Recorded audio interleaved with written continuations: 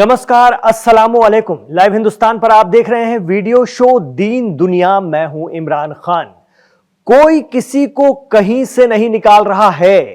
जी हां, कोई कहीं बाहर नहीं जा रहा है। अमेरिकी प्रेसिडेंट डोनाल्ड ट्रंप के सुर एकाएक बदल गए हैं गजा के लिए।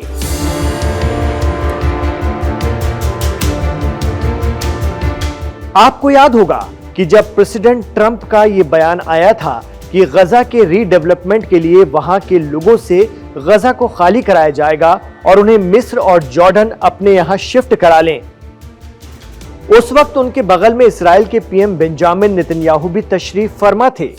सदर ट्रंप का यह कह देना इस्राएल के लिए बहुत बड़ा अचीवमेंट था, क्योंकि इस्राएल को ही गजा में सबसे ज्यादा इंटरेस्ट है और गजा हमेशा के लिए गजा वालों से खाली हो जाए तो क्या कहने। ये खबरें खूब चली। मिडिल ईस्ट या वेस्ट एशिया के कई अरब मुल्कों ने इसका विरोध किया, मुखालफत की। यहां तक कि जॉर्डन और मिस्र ने भी प्रेसिडेंट ट्रंप के इस प्रपोजल को मुस्तरद कर दिया, नकार दिया था। इसको लेकर गजा में एक्टिव सबसे बड़ी तंजीम हमास का भी रद्द-ए-अमल, उनकी प्रतिक्रिया आई थी। हमास के लिए प्रेसिडेंट ट्रंप का यह प्रपोजल नाकाबिले बर्दाश्त था। इसको लेकर हमास की हिकमत अमली या रणनीति किस तरह से काम की, यह भी हम आपको दीन दुनिया शो में बताएंगे। लेकिन पहले आप यह सुनिए कि प्रेसिडेंट ट्रंप ने यह बातें क्यों और किन की मौजूदगी में कही।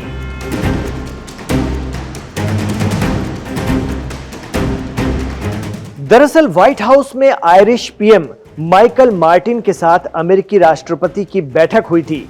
इस बैठक में एक सहाफी या पत्रकार ने गजा को लेकर उनसे सवाल पूछा, जिसके जवाब में ट्रंप ने कहा कि गजा से किसी को नहीं निकाला जाएगा। इससे पहले प्रेसिडेंट ट्रंप ने गजा को टेक ओवर करने की बात कही थी। कहा था कि गजा को नए सिरे से बसाएंगे, इसके लिए गजा के लोगों को गजा छोड़ना होगा। इस बात से इस्राइल बहुत खुश हुआ था। जानकार मानते हैं कि इस्राइल की यह कोशिश रहती है कि एक बार लोग फिलिस्तीन से बाहर जाएं तो फिर लौट ना पाएं। आरोप लगता है कि 1948 के बाद से फिलिस्तीन से निकलकर जो लोग आसपास के मुल्कों में पनाहगुज़ीन बन गए, शरणार्थी बन गए, वो फिर लौट कर नहीं आ पाए हैं।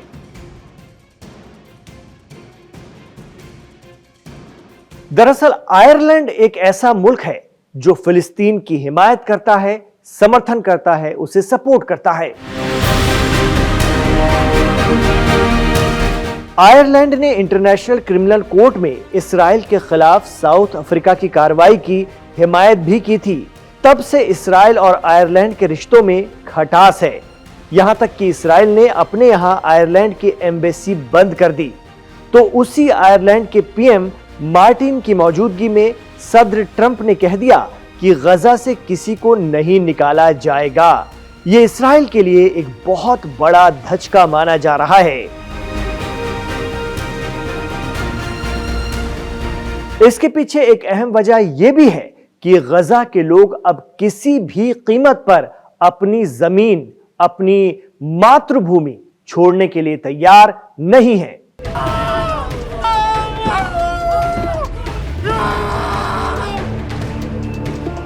वो लोग जिन्होंने पिछले 16 माह के दौरान चारों तरफ से घिर जाने और इस्राइल की भारी बमबारी के बावजूद अपनी जमीन नहीं छोड़ी, खंडहरों में रोजे रखते रहे, सहरी और इफ्तार अंजाम देते रहे, वो अब शायद ही किसी जोर जबरदस्ती को बर्दाश्त करते।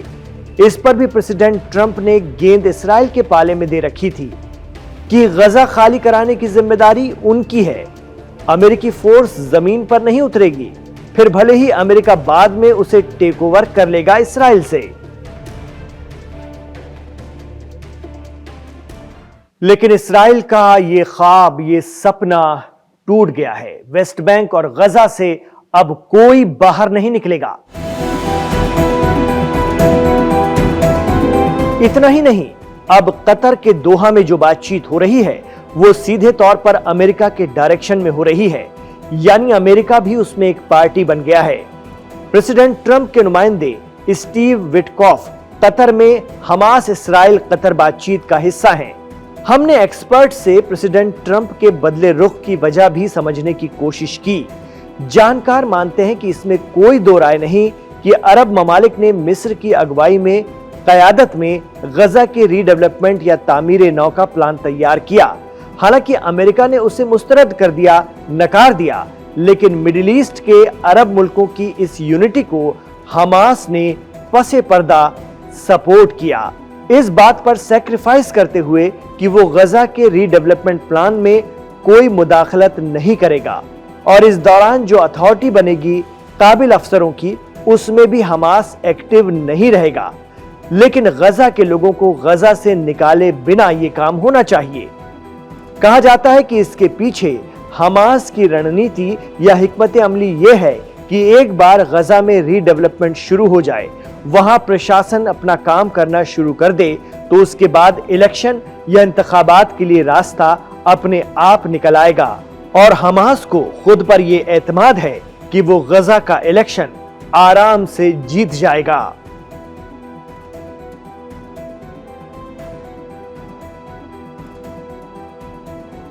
इससे पहले भी हमास ने गजा का इलेक्शन जीता है और वहां का इख्तिदार संभाला है।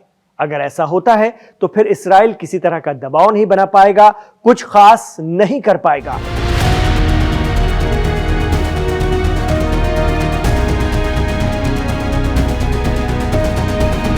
अगर हमास अभी गजा के प्रशासन में किसी भी तरह की हिस्सेदारी या दिलचस्पी दिखाता है तो इस्राइल विरोध में उतर आता, लेकिन हमास ने यह साफ कर दिया है कि वो हथियार किसी भी सूरत में नहीं छोड़ेगा, यानी गजा की हिफाजत का जिम्मा अपने पास ही रखेगा। हो सकता है हमास का मकसद गजा की इंतजामिया का हिस्सा न बन उनकी फोर्स का अंग बनना हो। जानकार मानते हैं कि हमास के इस लचीले रुख की वजह से ही अरब मुल्कों ने यूनिटी दिखाई और गजा के लोगों को निकाले बिना वहां के रीडेवलपमेंट का प्लान बनाया और पैसा लगाने के लिए तैयार हुए हैं, जिसे दुनिया भर में एप्रिशिएट किया गया है और अमेरिकी सदर को भी अपने बयान से पलटना पड़ा है। कहा जा रहा है कि कतर में अमेरिकी नुमाइंदे की मौजूदगी में चल रही दूसरे दौर की बातचीत के नतीजे में अगले 1-2 दिन में इस्राइल पर दबाव बने कि वो गजा को बिजली और इंसानी इमदाद जो रमजान में उसने रोक रखी है फिर से बहाल करे।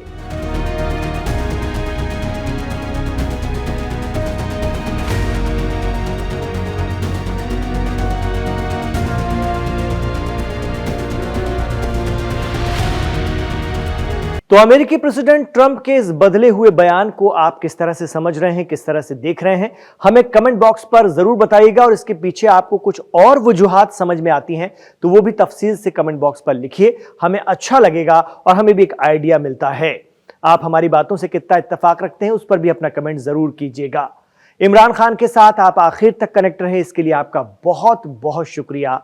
आपसे यही गुजारिश रहेगी कि अगर ये वीडियो आपको पसंद आया है तो इसे लाइक जरूर कीजिए और लाइक करने के साथ ही इसे हिंदी और उर्दू जानने वालों तक पहुंचाइए। इसके लिए आपको हमारा चैनल भी सब्सक्राइब करना होगा, लाइव हिंदुस्तान को सब्सक्राइब करना होगा और आप इस वीडियो को ज्यादा से ज्यादा शेयर कीजिए ताकि ये दूर दूर तक फैले आपके दोस्तों और रिश्तेदारों के जरिए और लोग दीन दुनिया को देख सकें। अगर आप चाहते हैं तो ये आपसे इल्तिजा रहेगी, ये आपसे गुजारिश रहेगी।